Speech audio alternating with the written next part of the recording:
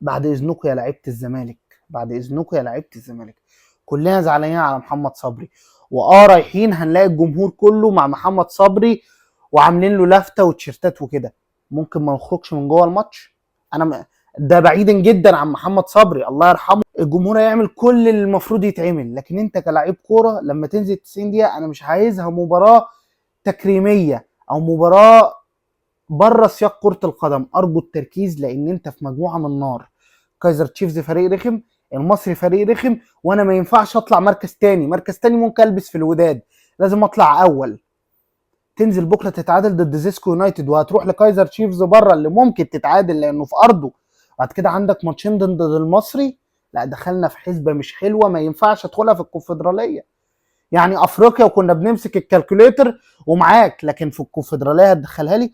بكره ننزل نجيب 3 أو 4 ونحيي ذكرى محمد صبري كده كده، لكن مش واحنا بنحيي ذكرى محمد صبري نفك خالص ونتعادل 0-0 زي المقاولين. ما احنا تعادلنا ضد المقاولين وهو اوحش من زيسكو يونايتد. وادينا دلوقتي بنخبط في راسنا في الدوري، هنخبط في راسنا في الكونفدراليه برضو.